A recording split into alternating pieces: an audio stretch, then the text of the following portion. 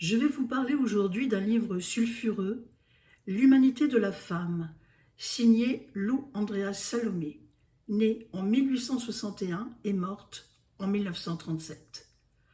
Lou Andréas Salomé fait beaucoup fantasmer les hommes et les femmes. Elle était libre et indépendante au moment où les femmes l'étaient beaucoup moins qu'aujourd'hui. Proche d'un grand philosophe, Nietzsche, d'un grand poète, Rilke, et du père de la psychanalyse, Freud. En elle se synthétisent deux caractéristiques qu'on a l'habitude de considérer de façon séparée, l'intelligence et la beauté. L'humanité de la femme est un texte atemporel et d'une actualité brûlante. C'est pourquoi sans doute est-il passé sous silence, échappant à toute tentative de récupération. Il est sulfureux parce qu'il dit la vérité. Son angle d'attaque est aujourd'hui mal vu, banni. Elle essentialise. Oui, c'est bien ce qu'elle fait. Et non seulement elle le fait, mais elle énonce le plus clairement du monde que la femme doit connaître précisément sa nature essentielle, différente de celle de l'homme, l'assumer, la vivre. Et c'est ainsi qu'elle accédera à sa pleine souveraineté.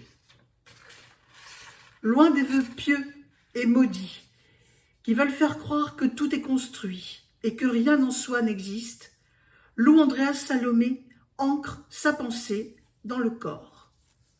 Le recentrage sur le corps est des plus bénéfiques à notre époque, qu'il édulcore, le falsifie et le trafique, par les écrans et par la tendance à effacer le charnel et le naturel. Or, il est bien de le préciser, le corps est naturel.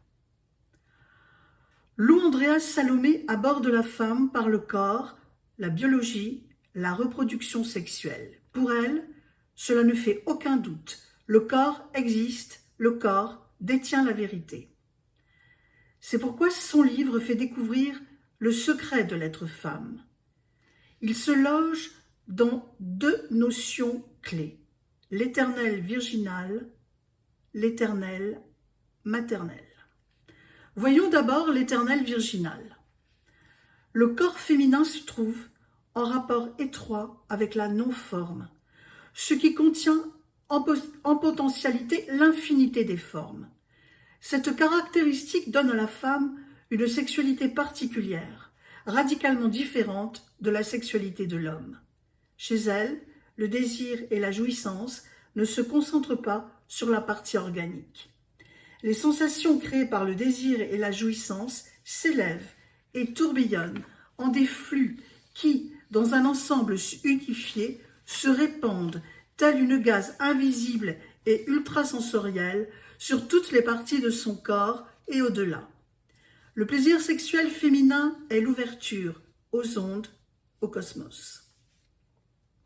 Or, cette diffusion constante de la sexualité rend la femme à la fois plus sexuelle que l'homme et moins sexuelle.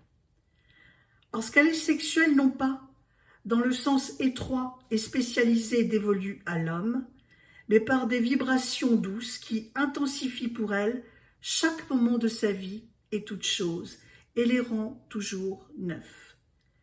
Si elle ne dévie pas de son essence, la vie se présente à elle comme au premier matin du monde.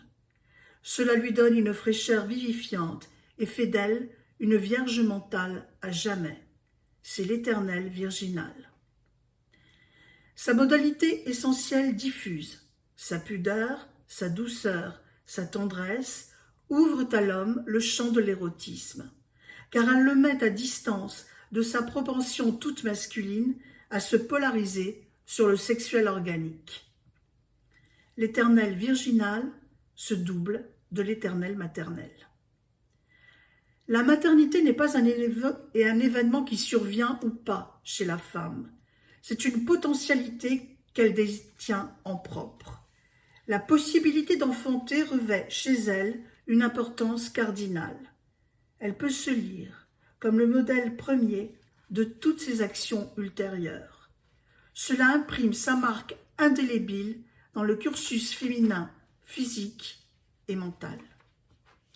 On ne comprend rien à l'humanité de la femme si on ne saisit pas en profondeur la résonance de cette potentialité. Pouvoir enfanter imprime un être monde spécifique qui colore toute sa vie, et ce, même si elle n'a pas d'enfant. Car des deux sexes, elle est la seule détentrice de cette faculté essentielle à l'espèce humaine, participant directement de l'élan vital. Virginité et maternité ne renvoient pas ici à la Vierge Marie. La vision de Lou Salomé est autre. Elle a sa religion bien à elle, empreinte de poésie et de paganisme.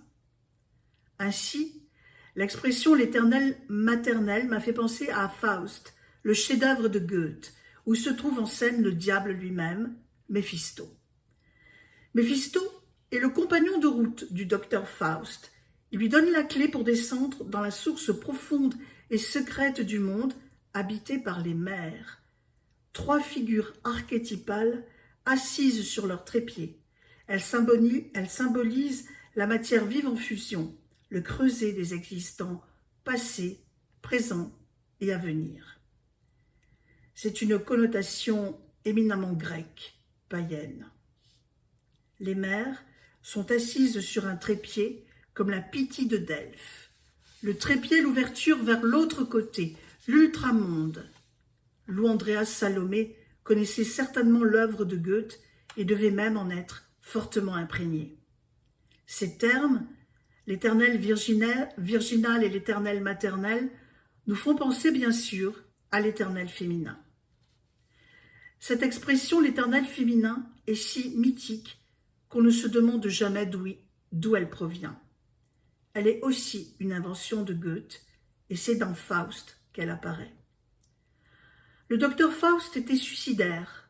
Il rencontre le diable, Méphisto. Il fait un pacte avec lui. Méphisto gagne le pacte s'il redonne goût à la vie à Faust, qui a envie de mourir. S'il y parvient, l'âme de Faust sera damnée et il ira en enfer. Méphisto gagne. Quand Faust meurt, son âme va partir en enfer. Mais, à ce moment, une jeune fille qu'il avait séduite, morte par sa faute, intercède pour que son âme soit sauvée. Le ciel l'entend, Faust n'ira pas en enfer. Reconnaissant, il s'écrie « L'éternel féminin nous tire vers le haut ». Il est subtil de la part d'Andreas Salomé de ne pas mentionner dans l'humanité de la femme le terme « l'éternel féminin », alors que tout son texte, en vérité, y renvoie. La force de ce livre, c'est qu'elle a redonné la souveraineté à la femme, ni en dépréciant, ni en dévalorisant l'homme. Au contraire, elle a vu en profondeur, avec tendresse et précision, le principe masculin et le principe féminin. La femme a son autonomie propre. Elle n'a rien à calquer au masculin. C'est pourquoi c'est un livre d'amour et non de ressentiment. Ainsi, l'humanité de la femme, c'est votre bréviaire indispensable en ces jours de disette culturelle et charnelle, car les deux vont de pair, assurément. Remède des plus efficaces pour le désastre que provoque le désert sensuel et la guerre des sexes qui sévissent aujourd'hui. L'humanité de la femme, aux éditions de la Reine Rouge, est parue en juillet 2025.